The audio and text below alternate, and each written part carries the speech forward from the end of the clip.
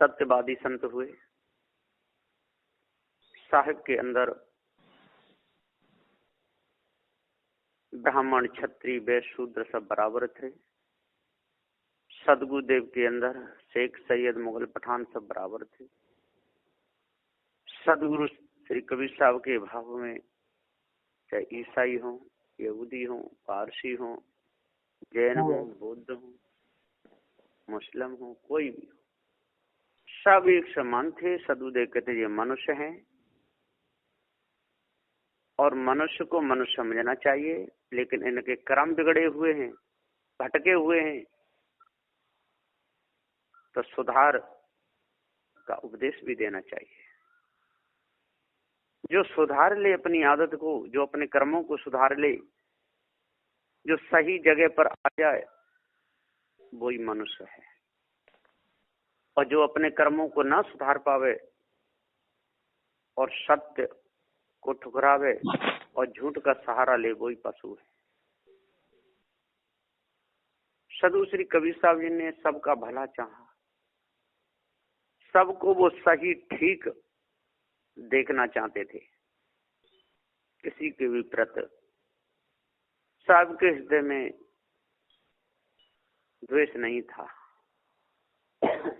सबको सही ज्ञान की चर्चा बताते थे और कहते थे कि हे अविनाशी चेतन जीव, तू अपने आप को भूले मत। कोई लोग कहते हैं कि चारों तत्व हैं, इनके मेल में ये जीव भासता है और जब शरीर छूटता है तो तत्व अलग अलग हो जाते हैं, फिर जीव कहाँ है ही नहीं, अलग से कोई जीव नहीं। ऐसी भ्रांति लोगों के अंदर लगी हुई है, ऐसा नहीं।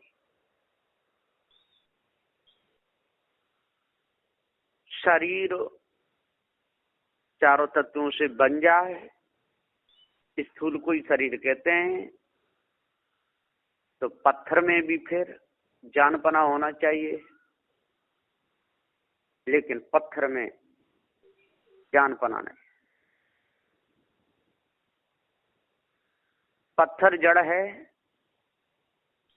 उस पत्थर को चेतन जीव जानता है। शरीर जड़ है, इस शरीर को भी चेतन जीव जानता है। संबंध में भी जानता है और संबंध से अलग जाकर के कहीं जन्म ले और जन्म लेकर के तुरंत जानता है, जो जनैया है।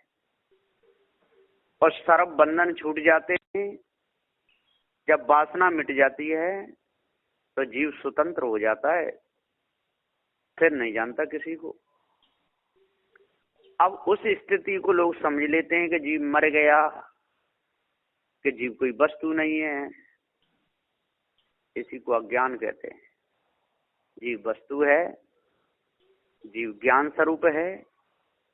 जीव कभी मरता नहीं है, सदैव जिंदा है, जो सदा जिंदा रहता है, जो ज्ञान स्वरूप है। इसके ऊपर कोई ईश ब्रह्म परमात्मा नहीं, ये स्वयं कर्मों के बंधन बंधा हुआ है, वही जीव है।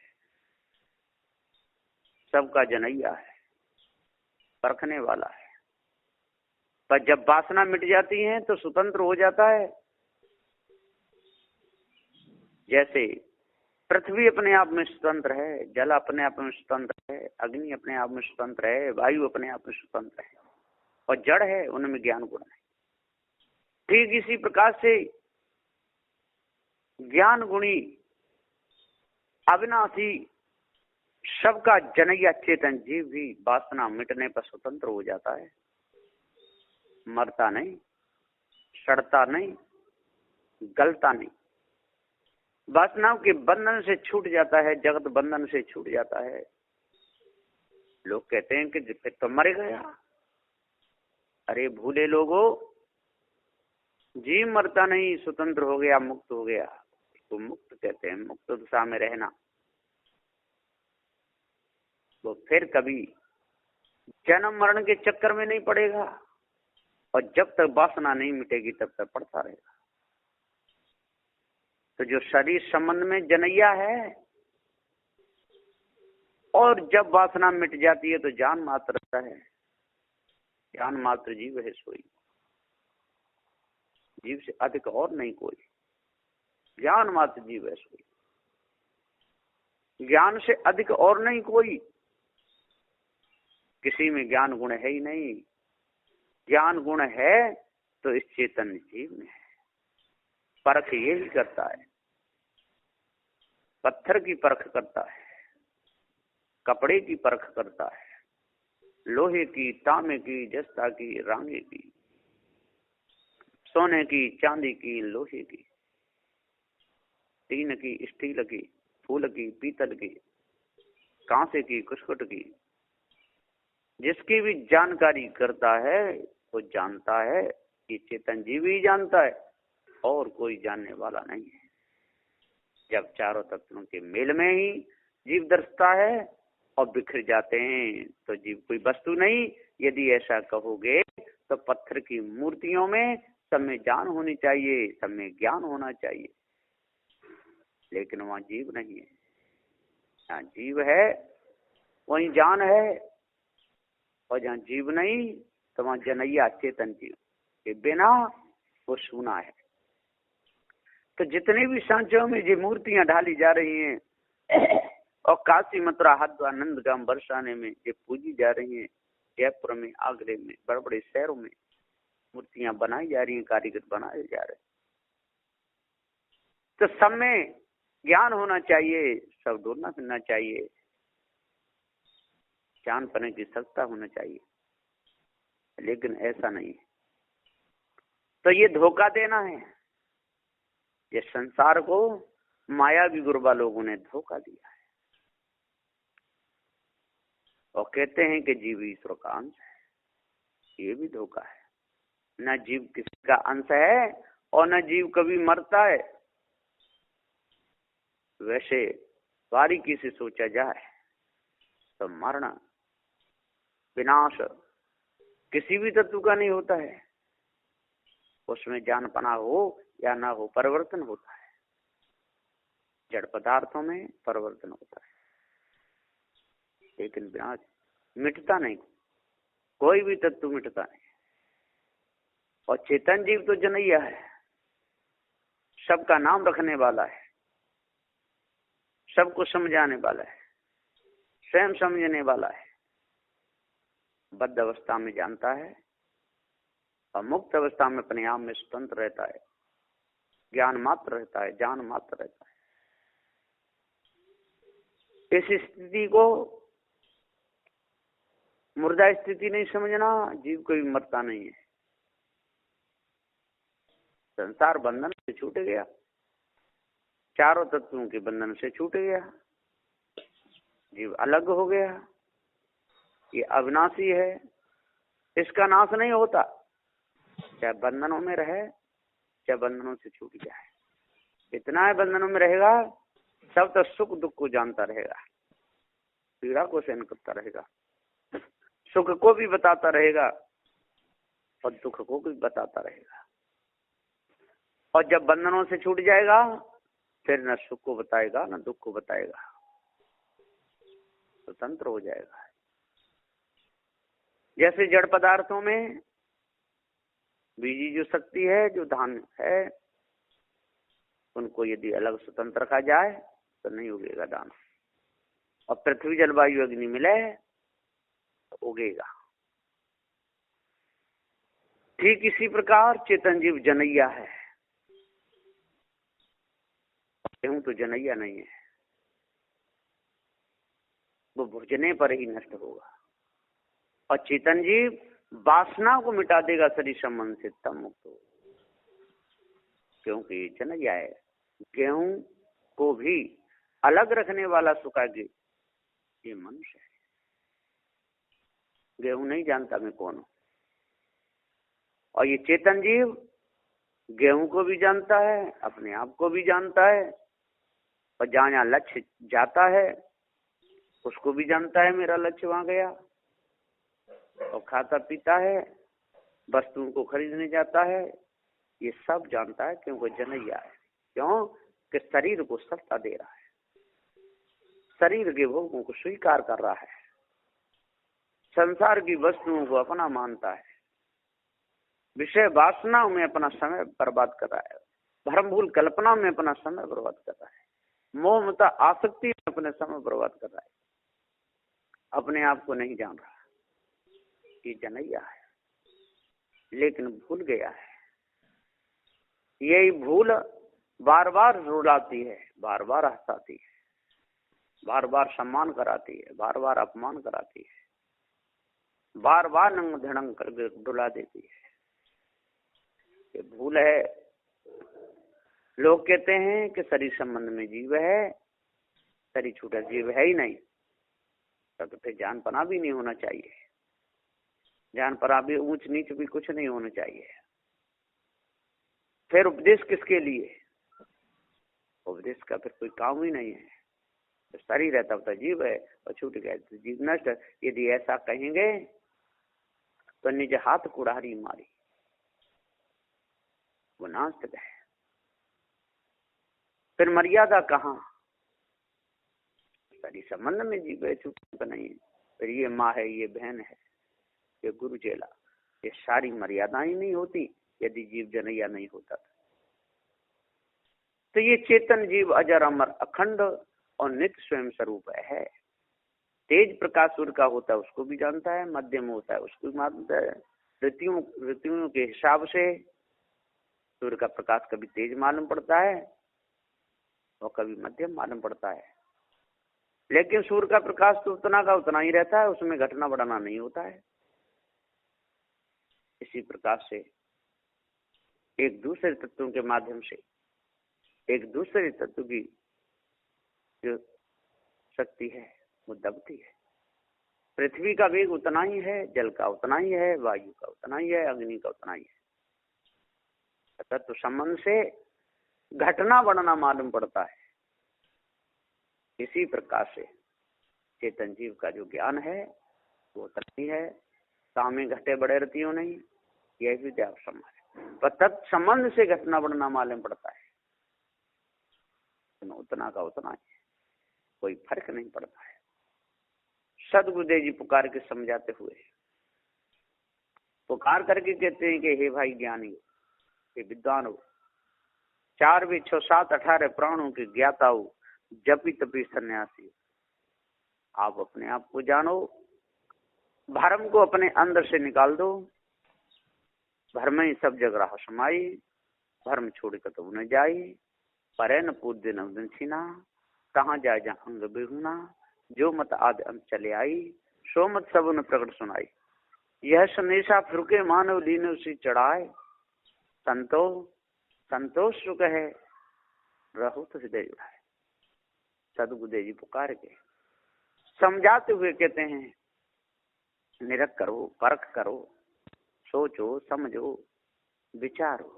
जो विचार रहा है, जो सोच समझ रहा है, वो नेत्रों को सत्ता दे करके देख रहा है, जो कानों को सत्ता दे करके देख रहा है, जो जिह्वा को सत्ता दे करके देख रहा है, जो मुख को सत्ता दे करके देख रहा है, जो हाथों को सत्ता देकर देख रहा है, पैरों को सत्ता दे करके देख रहा है, लिंगुदा को सत्ता दे करके देख रहा है, जो सर्व जनैया है वही तो चेतन जीव है।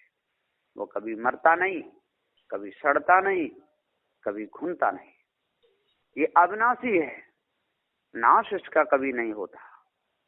लेकिन भूल गया, भुलाने वाले भी संसार में डोर रहे हैं, और जीव तो अनाज से भूला है, भूला जीव अनाद का, अब कुछ सुधर रहा है। कृपा वही गुरुदेव की, निज को दिए लिखा है। जब कृपा गुरुदेव की होती है, जब बंधन समझ में आता है, जड़ चेतन का भेद समझ में आता है, तभी समझो हम पार्थी हैं। नहीं तो जब तक हमने भेष तो ओढ़ लिया, गाना बजाना भी सीख गए, उपदेश देना भी सीख गए, जनता को भी आकर्षित करते रहे, सबकी आंखों में धूल भरते रहे, रिझते रिझाते रहे, तब तक समझ लो कि हम अधूरे हैं। बहुत बड़ा अधूरापन है। हमको पूरा ज्ञान नहीं। तो पार की सदगुरु देव की शरण में लग करके इस भ्रम के भूतों को दूर करना चाहिए, विषय वासनाओं को दूर करना चाहिए, मायावी गुरबा लोगों का जो जाल है उसको हटाना चाहिए। जब तक ये जाल नहीं हटेगा, जब तक भ्रम दूर नहीं होगा, जब तक जड़ाध्यासी हम बने रहेंगे, पशु वृत्ति हमारी बनी रहेगी, मानवता नहीं रहेगी, दानवता आ जाएगी। और जब तक दानवता को दूर नहीं करेंगे तब तक हम मनुष्य हो ही नहीं सकते। मनुष्य बनने के लिए दानवता हमको बिल्कुल दूर करनी पड़ेगी, हमको सज्जनता धारण करनी पड़ेगी, क्योंकि हम सर्वजनैया हैं, सबको जानते हैं। जानते हुए भी अध्यासों को त्यागना पड़ेगा। अध्यास न जम पाए, रास्ता पे चलने से काम, अध्यास से क्या लेना देना। जो भी साकार पदार्थ सामने आया, रुचता पचता मिलता है, उसको ले लो, उसको अध्यास जमाने से क्या काम। आपको सुख सुविधा मिली हुई है, बैठने को कुर्सी मिली हुई है, लेटने को तख्त मिला हुआ है, चलाने के लिए पंखा मिला हुआ है, सेवक सेवा कर रहे हैं, बस उनसे काम ले लो। अध्यासों से क्या काम। नदी है, अब नहाने की इच्छा हो रही है, पानी अच्छा दिख रहा है, उसमें नहा लो। उसका अध्यास जमाने से क्या काम, उसके पूजा पाठ करने से काम। हे नदी नाले तू नहीं होती, हे नदी तू नहीं होती तो हम काय में नहाते, या नहीं होता तो क्या पीते। ये सारा भ्रम है। तो भ्रम को त्यागो, वस्तु मिले काम लो, बस आगे बढ़ो। वस्तु मिले काम लो, आगे बढ़ो। उसे चिपक करना, उसको पूजना, उसको देखते ही रहना, उसकी सेवा मोहित हो जाना, वहां पर चिपक हो जाना, उसको छोड़ना ही नहीं, जकड़ करके पकड़ लेना, यही भूल है। भूल है। एक दिन ये संसार छोड़ना ही पड़ेगा। संसार की वस्तुएं भी छूट जाएं, फिर दूसरी जगह जाकर के और फिर वही चीजें मिलेंगी। और मिलेगा ही क्या, जहां जन्म लेगा तो पृथ्वी जल अग्नि वायु और इसी संबंधित सारे जितने भी पदार्थ हैं वो सारे मिलेंगे। और यदि मुक्त हो जाएगा, वासनाओं को मिटा देगा, तो स्वतंत्र हो जाएगा। फिर उस घेराव में चारों तत्वों का प्रवेश नहीं होगा, और चारों तत्वों के अंदर चेतन जीव का भी नहीं होगा। जीव स्वतंत्र हो गया, लेकिन मरा नहीं। वो जनैया कभी मरता नहीं, जो सबका नाम रखने वाला है, जो सबको जानने वाला है, सबकी निरख परख करने वाला है, वो कभी मरता नहीं है। मरने का कोई काम ही नहीं है। ईश्वर परमात्मा शरीर संबंध में भी नहीं है, और शरीर जीव छोड़ देगा तब भी नहीं है। वो कल्पना है, न अभी न कभी, न आज न कल, जो है ही नहीं, उसकी भ्रमणा में सारा संसार डूबा हुआ है।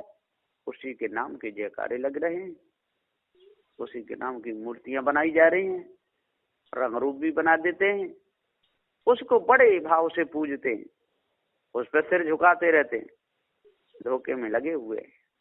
बंदी छोड़ सदगुरुदेव जी, श्री कबीर साहब जी कहते हैं कि हे भाई ज्ञानी विद्वानों, 4 वेद 6 7 18 प्राणों के ज्ञाता, आज अपने आप को जानो, भ्रम को अपने अंदर से बिल्कुल दूर करो, जड़मूल से दूर कर दो। जब तक इस भ्रम में खोए रहोगे, तब तक 4 वेद 6 7 18 प्राणों की कल्पना में ही अपने समय को बर्बाद करते रहोगे।